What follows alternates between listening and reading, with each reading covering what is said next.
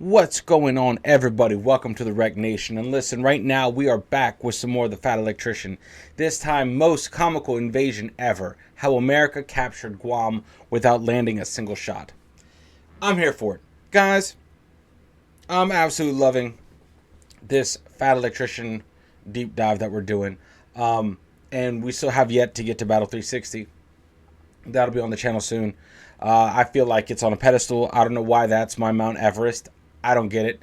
I don't understand why that is insane to get to. But I need to, and it's frustrating. Whatever. We're working on the 25th hour here on this channel.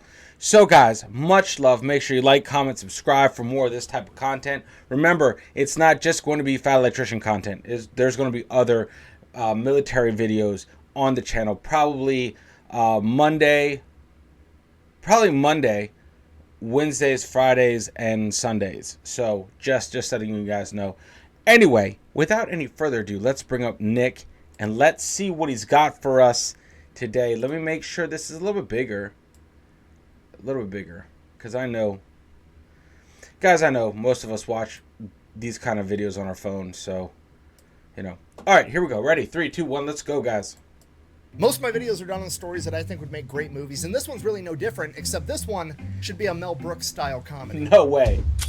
Today we're talking about the chillest, most nonchalant invasion of all time, when America acquired Guam, or when America acquired Guam the first time. But first, a word from our sponsors. This video is brought to you by Ridge Wallet. Okay, let me break this down for you. Father's Day's coming up, and your dad's back. It hurts, okay? A, he's been carrying you through life this entire time, and B, he's been suffering from a horrible case of dad wallet. I mean, look at this monstrosity. Your dad's old school trifold leather wallet. It looks like he's walking around with a Gutenberg Bible in his back pocket, and then every time he sits down, he's got that thing underneath one butt cheek. It's throwing his hips out of alignment. It's no wonder his back hurts. I mean, this is ancient technology right here. Why are we still doing this? Every time your dad goes to pay for something, he has to pull this brick out of his back pocket, unfold a dead cow just to get to his credit card. Okay, it's some type of weird origami project. Get rid of it. Get your dad a Ridge wallet for Father's Day. They're 40% off right now, and then tell him to put it in his front pocket so his back feels better. So again, go get your dad a Ridge wallet for Father's Day, something he's actually going to use for once. They're on sale right now. I'll have a link in the description down below. Let's get back to the video. Our story takes place in 1898 during the Spanish-American War. Now, most people know almost nothing about the Spanish-American War, so real quick, oversimplified version of what's going on. America is basically the new kid on the block trying to establish itself as a world power, and the Spanish Empire has been struggling for a long time. And for the 3 years leading up to this, the Spanish colony of Cuba has been leading a revolution trying to kick out the Spanish. And America has been backing this revolution pretty much from the start for a couple of reasons. One, America at this point in time just doesn't like European colonial powers being anywhere near them whatsoever. And two,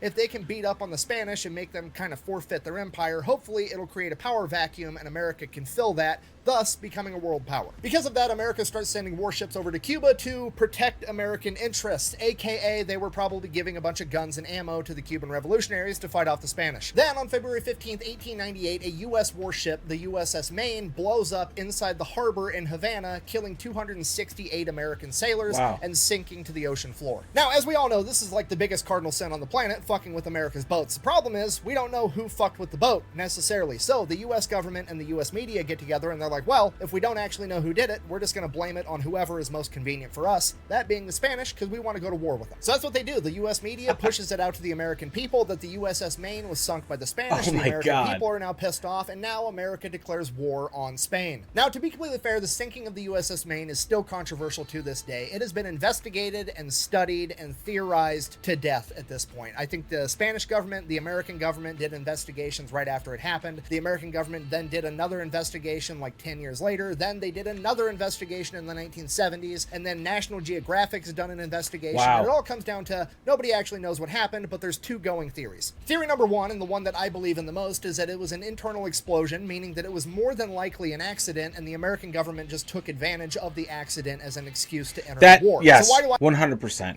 I believe that. I believe that because of how like cautious we are with our boats, with our fleets. You know, like, that makes sense. It's just, hey, don't drop that, Jim. Oops. And then, kaboom. And then someone's head had to roll, right? Like, that makes sense. I don't know why it makes so much sense. But yeah, definitely not an outside job. It doesn't sound like it. You know, it's too convenient. But anyway.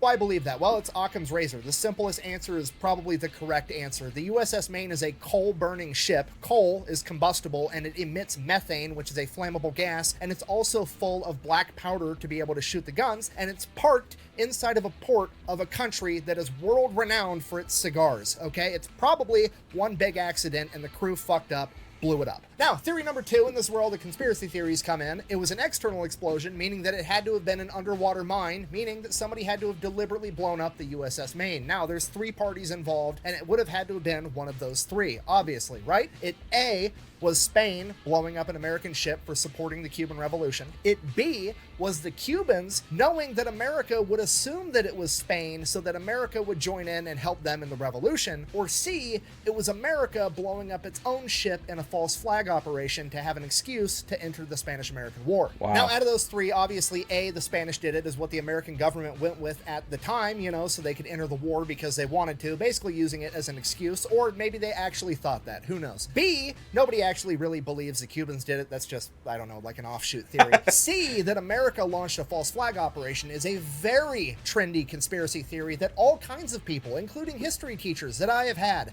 have went out and said. Now, I want to be very clear about this. There's zero fucking evidence to support this theory. Absolutely none. That's not true because it's actually the Cuban government's official stance that America did blow up the USS Maine, and even the statue in Havana honoring the USS Maine says that the crew were victims to imperialist greed. Yeah, and the Cuban government has no evidence to back that up, meaning that it's just an opinion. And guess what? I don't give a flying fuck about the opinion of the communist government of Cuba. And neither should anybody else, because when you have over 1 million people that flee your country by any means necessary, and I mean any means necessary, they're making their own boats. There's people that are hang gliding all the way to Florida. When you have people willing to do that to get away from your government policies, maybe, just maybe, you have bad ideas. I mean, literally hundreds of thousands of people have left in a singular year to go to Florida. Okay, Florida has more Cuban refugees than Wyoming has people. Wow. You're so stupid. If you would open a book once in a while, maybe you would know that Cuba is a communist utopia. They have free healthcare and a 99% literacy rate. Oh, so you're telling me all the smart, healthy people that were in Cuba looked around and said, yeah, fuck this, I'm moving to Florida? Maybe they were onto something. Okay, look, all I'm saying is I've never once heard of a Cuban refugee making it all the way to America and then getting told by some communist college student with skittle-colored hair, oh, hey, but you know how to read and there's free healthcare over there. And they're like, oh, fuck, you're right, I should go back. That's never happened. Well, the only reason that Cuba doesn't do that great is because America has an embargo on them. An embargo just means that America doesn't trade with you, okay? America's one nation, Cuba's one nation. There's 195 of them on the planet. Try doing business with one of the other 193. Okay, look, all I'm saying is it's really hard to claim to be the superior way to run the world when you can't get along without the capitalism there, okay? Right now, it's the geopolitical equivalent of a 20-year-old kid still living at home that's mad at mom and dad for making him get a job, and now he can't pursue his dream of being a Twitch streamer. Okay, because historically speaking, that's the only way that communism works, is when capitalists are funding it. And if you don't believe me, we can look at all the communist nations on the planet. Okay, there's 5 of them. We got North Korea, Cuba, Laos, Vietnam, and China. The only 2 that you can see from outer space at night are Vietnam and China, and I'm sure it's just a coincidence that they're also the only ones that have a McDonald's and a KFC on every fucking block. Okay, I'm calm. What was this video about? Boy. Hey, Brandon Herrera. And you have, oh my God, who's that guy in the back? The angry cop? Is that angry? I forgot. But yeah, I like the pictures in the back. Awesome. Hey, by the way, Brandon Herrera, like, almost got into political office, if you guys know that. Check out the Unsubscribe podcast, for real. It's a pretty interesting, it's pretty entertaining to say the least. Anyway, guys, yeah, Nick and communism. Don't mention communism to Nick at all. He'll just go off on a tangent. That escalated quickly. It jumped up a notch. It did, didn't it? Sorry, the USS Maine, very controversial. Regardless, it gets blown up. America uses that as the excuse or the reason to enter the Spanish-American War, declaring war on Spain. So one of the first things that America does is they get a hold of Commander George Dewey. He is the man that is in charge of America's Asiatic fleet, and they are currently stationed in Hong Kong. They go ahead and they give him the order, hey, take the Asiatic fleet from Hong Kong, sail it over to the Philippines, go into Manila Bay, and take the entire thing over, because the Philippines at this point in time is a Spanish colony. So that's exactly what George Dewey does. But before he leaves Hong Kong, Kong, he decides he is going to enlist the help of a man by the name of Emilio Alguinaldo, who's currently exiled in Hong Kong because several years prior, he had just led an entire revolution against the Spanish in the Philippines. Now, obviously, you do not see exactly where this is going because America's never, ever done anything like this, ever. You know, the definitely not a classic move where we encourage a guerrilla fighting group to overthrow its current government and then we end up fighting that guerrilla fighting group like 10 years later and it's just way worse overall. Yeah. Anyways, yeah, that's basically what happens. Dewey shows up to Manila Bay with the Asiatic fleet. He takes over the bay almost immediately, at which point he sends Emilio ashore. He gathers up some revolutionaries and they're going to start fighting the Spanish way before the American troops ever even set foot on the ground. Now at this point, something unexpected happens. The German and the Japanese Navy show up pretty much for the same reason America's there. They also would like to own the Philippines. So now George Dewey just does not have enough men to go around because he has to keep all his men on the boats, potentially ready to fight the Germans and the Japanese in naval warfare if they want to do that, and now he doesn't have any American soldiers to go ashore and help out the guerrillas. So Dewey does the only thing he can do. He requests reinforcements, and it takes about 3 weeks for those reinforcements to even start heading his way. Captain Henry Glass is going to be departing from California in a U.S. cruiser known as the Charleston, and he is going to make his way over to Hawaii, where he is going to pick up and escort 3 troop transports completely full of American soldiers, and that is who is going to go ashore and fight the Spanish in Manila. So that's what he does. He goes to Hawaii, picks up the troop transports, and while he's there, he is given a sealed letter with orders directly from the Secretary of the Navy that he is only supposed to open once he gets underway and out of sight of Hawaii. It's a secret mission in uncharted space. Let's go! So now Henry Glass and the men of the Charleston are pumped. They get to go on a super duper top secret mission. So they get out in the open ocean, open up this letter directly from the Secretary of the Navy, and here's what it says. I'm not going to read all that. I'm just going to go ahead and summarize it for you. It essentially says, hey, on your way to Manila, make a quick pit stop in Guam and take it over real quick. It should only take you a day or two. Chop, chop, hurry the fuck up. So now the crew is super pumped. I mean, they wanted combat and they just got orders to speed run an entire invasion and take over of another country while they're on their way to go invade and take over another country. It's like putting bacon bits on bacon. These guys love it. So the crew starts getting ready. They go and they dig through all the maps and books on the ship, trying to find out anything and everything they can about Guam. And according to the latest intel, granted, it's a couple years old, but damn it, it's the newest intel we've got and we've got to go off of it. There's going to be a Spanish warship there and a couple of forts guarding Guam. It is going to be a fierce fight and we need to get ready for it. So they start training. They start taking barrels, empty crates, anything they can spare and throwing it overboard. And once it drifts a couple 100 yards away, they open fire on it with the guns for target practice. And this goes on the entire time. And then finally, June 20th, 1898, they arrive at Guam. It is early in the morning. They're going to attack at first light. 6 a.m. is when they are going to sail in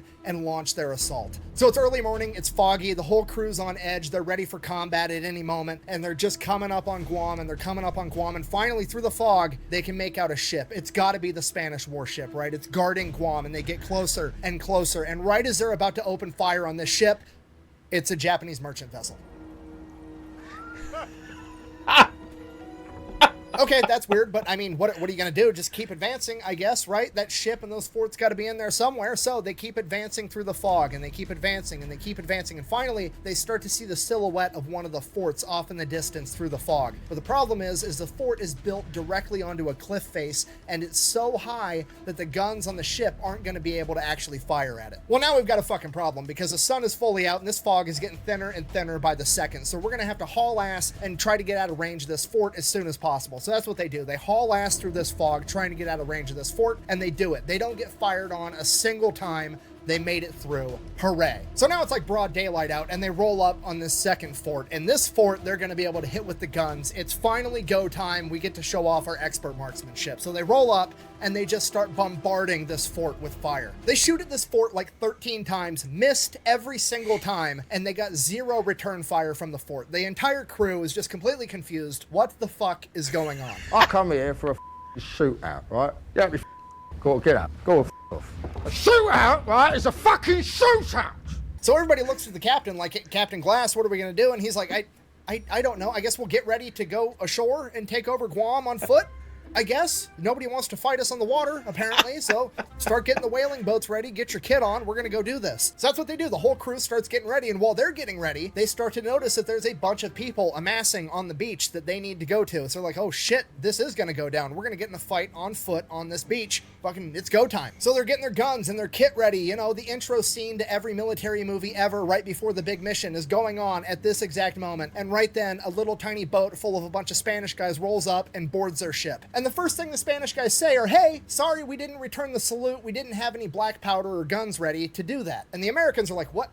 What are you talking about? And they're like, the salute you did earlier where you like fired when you passed support, you know, to salute us as a courtesy. And the Americans are like, no, dude, we're at war with one another. We just can't fucking aim, apparently. Come to find out, apparently Spain had just neglected to inform Guam that they were in fact at war with America. And this is horrible for the Spanish at this point because, well, the boarding party was actually like the welcoming committee / customs. And more or less, they were just coming out to the American ship to apologize for not saluting and then make sure the Americans weren't about to bring any illegal contraband or diseases onto the island and let them know the rules of the land. And it ends up being a humongous issue for the Spanish in hindsight because this welcoming committee was pretty much comprised of almost all of the Spanish officials on the island. Like the entire Spanish government present was pretty much on that welcoming committee with the exception of the governor and the treasurer. And then there was like one other dude that wasn't part of the government, but he was the biggest merchant on the island. His name was Francisco Portash, aka Frank. So they have basically just inadvertently turned over the entire government right off the bat. So at this point, Captain Glass is like, well, this is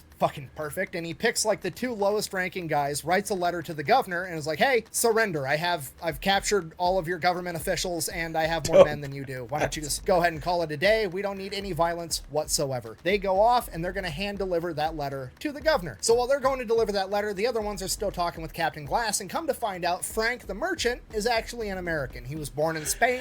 He migrated to America in Chicago, where he became a U.S. citizen. Oh my then God. met his wife, married her, moved to San Francisco, became an elevator technician, and then for some reason got a wild hair up his ass, moved to Guam, and became the most successful merchant there. And to be honest, he's pretty pumped that America's taken over because he likes America more than he likes Spain. So he is still more than happy to help Captain Glass any way he can. And he's like, hey, here's the deal. Just tell me what you want. Let me go back. Me and the boys will start ferrying out whatever supplies you need, and we'll just sell it to you right here. You won't even have to go ashore. So Captain Glass is like, perfect. He lets Frank take one of his boats back. He gets his men, and they just start shuttling back and forth boatloads and boatloads of supplies for all the Americans to buy. And this is like my favorite part of the story because it's just one of those things that you read and you're like, yep, that's too stupid to not be true. One of the Americans wrote in their journal, and I quote, Francisco's men sold fruit at astonishingly low prices. You could buy 3 bananas, 2 mangoes, and a pineapple for 1 cent, but one of the live monkeys cost 2 whole American dollars. It just goes to show you, war changes, but the men that fight it never do, because that's the most grunt shit I've ever heard in my entire life. Okay, now cut back to the 2 dudes delivering the letter of surrender to the governor. We'll call them Bob and Tom, okay? Bob and Tom make it ashore. They start walking over to the governor's palace. They get about halfway there and they notice that there's like 20 dudes pushing 6 brass cannons from the governor's house down the side of the road. And Bob and Tom look at each other and they look at these guys and they're like, holy shit, are we actually going to try to fight the Americans? And the guys pushing the cannons are like, what?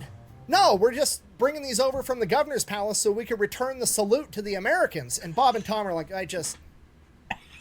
don't worry about it. Just put the cannons back. God damn it! So they just keep going. They get to the governor's palace. They give him the terms of surrender, at which point the governor's furious. But also, I mean, what's he going to do? He's got 54 Spanish soldiers, and then Guam has a militia of 52 guys with no training. He doesn't stand a chance. He basically has to surrender. But here's the catch with this whole thing. Captain Glass's letter to the governor actually instructs the governor basically to just hop on a boat and report to the American vessel and turn himself in, and that's not going to fly with the governor, so he writes a letter back that has to get delivered to Captain Glass. And that letter says, and I quote, "It would give me great pleasure to comply with his request and see you personally, but as the military laws of my country prohibit me from going aboard a foreign vessel, I regret to have to decline this honor and ask that you will kindly come ashore, where I await to exceed your wishes as far as possible, and to agree to our mutual situations, asking your pardon for the trouble I caused you, and I guarantee your safe return to your ship. Very respectfully, Governor Juan Marina." Okay, so obviously this is a trap, right? The government's planning something. That's a stupid rule. Nobody would actually follow that. So the Americans get this letter, they read it, and Captain Glass is like,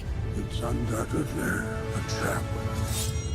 Okay, so now the Americans fill up one whaling boat with Captain Glass and a bunch of soldiers, and then another whaling boat just completely full of soldiers. Captain Glass and his boat are going to go ashore, where they're ideally going to accept this surrender, but it's probably a trap. And then that other whaling boat is going to wait right offshore in case they need reinforcements for when shit goes down. But to the American surprise, the governor shows up with his 54 soldiers and then his 52 militia members, and he just straight up surrenders. So they take the governor as a POW, they take all the weapons away from the Spaniards, they take all of them as POWs, then they take all the weapons from the militia, and then they're just kind of like, you guys are from here. Go ahead and go home. We're just going to take the weapons. Get out of here. At this point, the governor is like, oh, hey, by the way, I wasn't able to find my treasurer, Jose Sixto. I have no idea where he is. Do you want me to send a search party to go find him so you can take him as a POW too? At which point, Captain Glass is like, I mean, this is a giant waste of my time, to be honest with you. No, I don't care. Let's just get everybody on the ship so I can leave. So they get everybody back to the ship. That's awesome. Captain Glass then takes a handful of Americans and sends them out to the fort that they had originally fired on, and they are instructed to fly the American flag over Guam because it is now a U.S. colony. So those guys grab a flag, hop in a boat, and they start sailing out to the fort. While that's going on, Captain Glass is telling everybody what happened. He's like, yeah, it wasn't an ambush. They actually did just straight up surrender. We took the governor as a POW, we took his 54 men as POWs, and then he had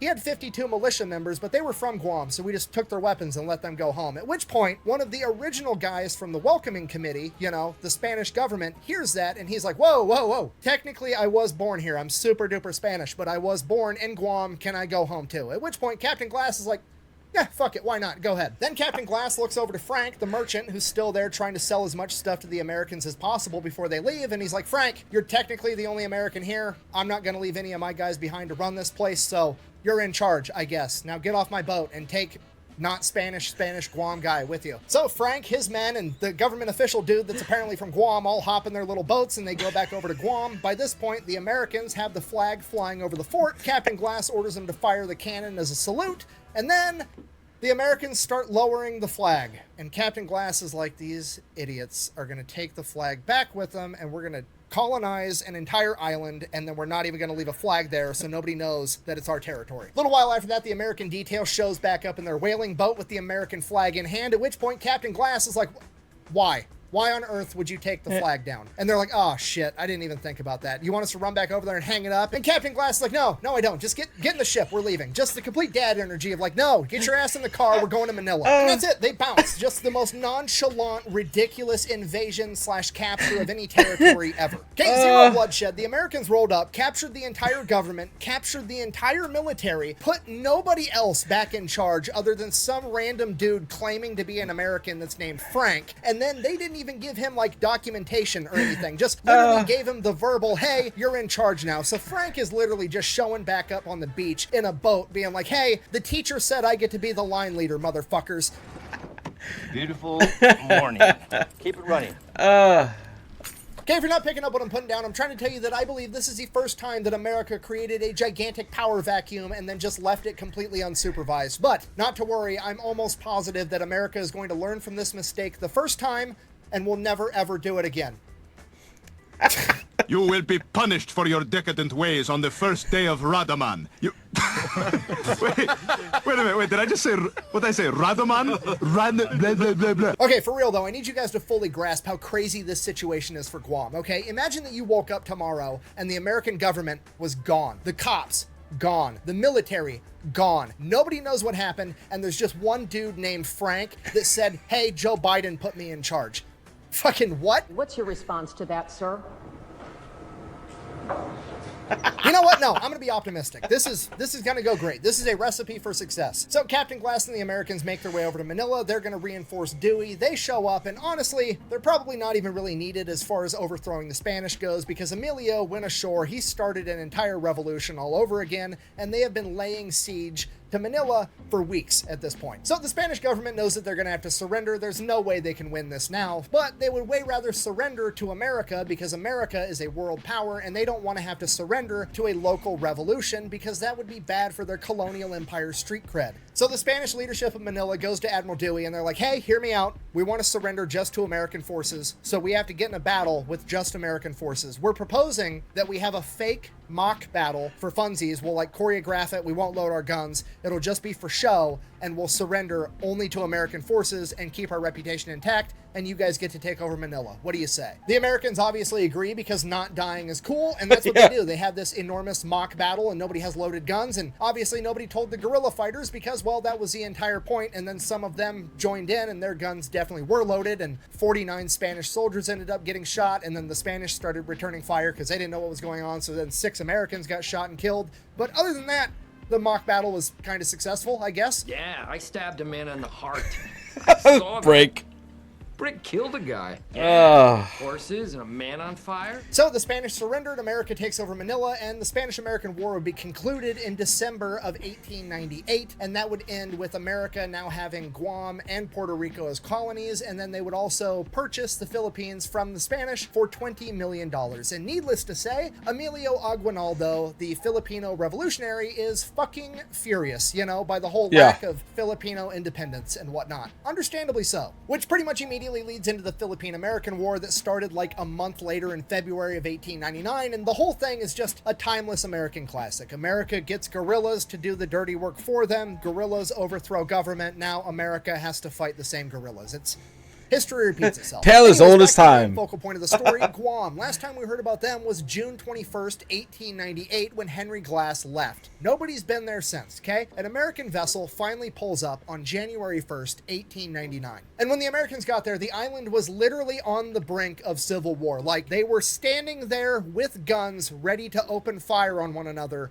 when they noticed the American vessel pulling up, and they decided to postpone till tomorrow. So the Americans show up and they start trying to figure out what's going on. Both sides of this seemingly about to break out civil war plead their case, and essentially when Frank showed back up to the beach and said, hey, I'm in charge now, some people didn't really give a fuck. Imagine that. And the one person that cared the least was actually the treasurer that got left behind, which makes sense. He was the last person part of the Spanish government, so in his perspective, he probably should have been in charge. Unfortunately, he was also the only person that had keys to the treasury, and he made the executive decision that he was going to go ahead and give him and all of his buddies an 18-month advance on their salary, basically bankrupting the entire country. So because Jose and all of his buddies had all the money, they basically had all the power and they were essentially in charge, and this went on for a little while, and then eventually Frank and some of the other people there got mad and started a pro-America group, and things started to escalate and escalate and escalate, and eventually war was about to break out, and then the Americans finally showed back up. So the Americans audit the treasury, determine that Jose did in fact steal all the money, they order him to pay it back, and then the American captain appoints a man by the name of Joaquin Perez to be the governor. He picks out his own cabinet, and now Guam actually has a government. At which point the American ship captain basically informs the new Guam government that they are under the authority of the United States Navy. Anything that was Spanish lands is now American lands,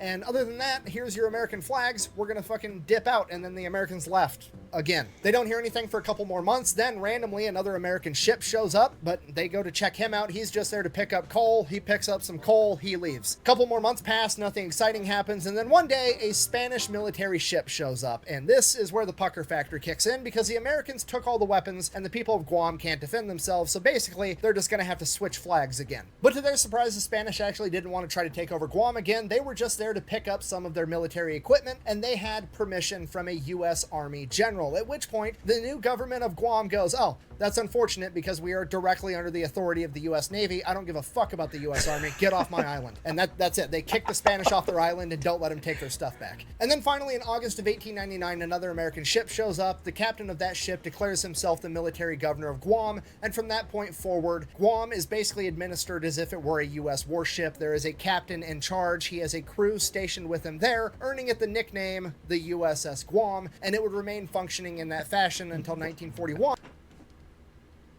Why would that work?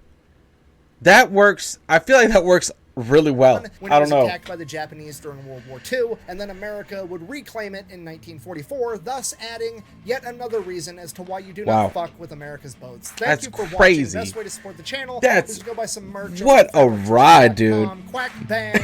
Oh my out. god, dude. That's awesome. Oh, hey, real quick. Actually, I do have an announcement to make. Me and a bunch of my YouTube friends have been working on something for a long time, and it finally came out. Basically, we all had the same problem. We all had monetization issues and censorship issues on a bunch of different platforms, and we were pretty much faced with two different options. We could just sit around and bitch about it and wait for somebody else to fix it, or we could go fix it ourselves. So that's what we're trying to do. We built our own streaming platform. It's called Pepperbox TV. This project came out way better than I ever thought it could when we started. This thing looks and feels like Netflix. It is both a website that you can stream from, and we have an app in the Apple App Store, the Android App Store, and it works on most smart TVs. Nothing's changing on YouTube. I'm going to upload everything just as I always have, but if you wanted to go check out pepperbox.tv, when you do it, it's going to cost you $7.99 a month, and in exchange for that, you're going to get all of my videos on all of my channels, ad-free 100%. Even the in-video integrations that I do are cut out as well. And for $7.99, you're not just getting access to my content, you're getting access to the entire platform. We have all the content ad-free from a bunch of my friends, That's like Administrative awesome. Results, Donut Operator, Brandon Herrera, Grand Thumb, Micah Mayfield, the Unsubscribed Podcast, Rich, Mr. Happy Firefighters, and a couple of other guys, and we're hopefully going to keep adding more content creators as we go. So again, nothing's changing here on YouTube. I'm still going to upload everything, but if you wanted to try it out ad-free or just check out the platform, we do have a free 14-day trial. It's available at pepperbox.tv. Go Hell check yeah, it out. man. Or don't. Up to you. Whatever. Thanks for watching. Hell yeah, Back to man. hang out. Oh, I'm there for it. That's awesome. Guess what, man? That's what I'm saying. Fuck yeah. You know, I love their Unsubscribed podcast. Like, it's absolutely badass. But I hope that succeeds. I hope that catches fire and they can run with it, because that's a great. I'm like proud of them for finding an alternate way to get their content out there. Because I'm pretty familiar with most of them that on the Unsubscribed podcast. There's a couple that I really haven't done a deep dive on. But anyway, guys, what you guys think of this? This is awesome. I didn't know anything about Guam, to be honest. But what do you guys think? Because I love these stories, these lesser known stories, honestly. Like they just help just put this crazy puzzle together that is our history here in the US, and it just, I don't know. It's so unique for sure. Anyway, much love, guys. Make sure you unplug. Make sure you do something legendary. And I will see you all in the next video. Later, guys.